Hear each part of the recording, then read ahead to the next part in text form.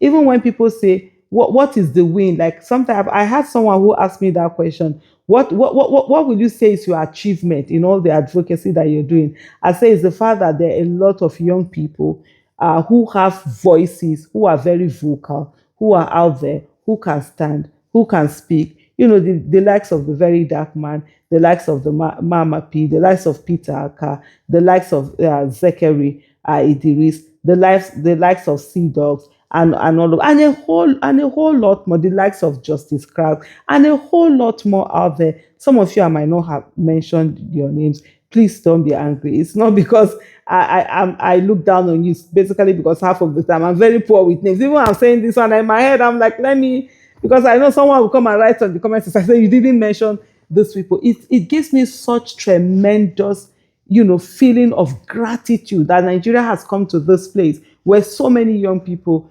are coming out. And that's why for me right now, you see that political space, like I said to someone, I said the way the advocacy space, there was a new face of advocacy. There will be a new face of politics by the grace of God in this Nigeria. I'm not going anywhere. I'm not giving up. I was explaining also yesterday to some people who had come to visit me, and they were talking about, this whole thing that had happened in politics. I said, look, when I started advocacy, I faced a lot of, setbacks and a lot of I won't call it pressure, a lot of pushback. Yeah, let me put it that way, pushback. Because there were many who felt they've been doing advocacy this way, they've been in civil society for decades, some of them 30 years, 40 years, just the same way I hear in politics today. Who are you? You just came in yesterday. And I always say people, the first national this thing that I took part in was Bring Back Our Girls, and everybody heard me loud and clear, because I don't wait for people to give me a seat at the table. No, nobody has.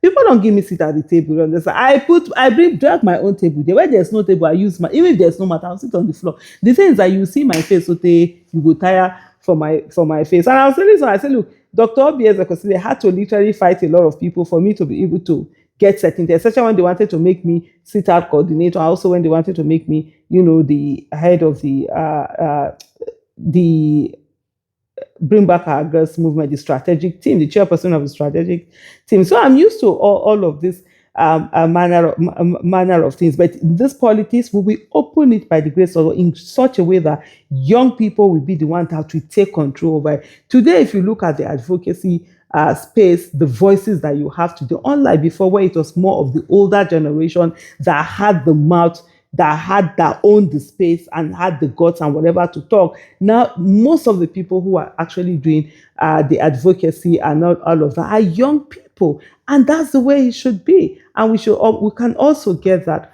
also in politics. So I'll say well done to Very Darkman and the citizens who have come out, to come and make this demands. And most importantly, shame on the Nigerian security agencies, especially the military that are out there standing with their gun and whatever. They seem to have, they grow balls when it comes to citizens. But terrorists are doing all manner of things. Terrorists are coming on live, TikTok, doing all manner of things. Terrorists are filming themselves, doing all sorts of atrocities. They don't even bother to hide their faces this time. But the same military, the same security agents and agencies that are supposed to go after them, they only sit down. They only have, they can show off, when they do their show of strength, it's only against citizens who are not armed, who are peaceful protesters, who are simply demanding for the right thing to be done. So for me, that's why I just look at that video. I just feel a sense of fulfillment, and just to say to everybody who is out there, making this demand, well done, and God bless you.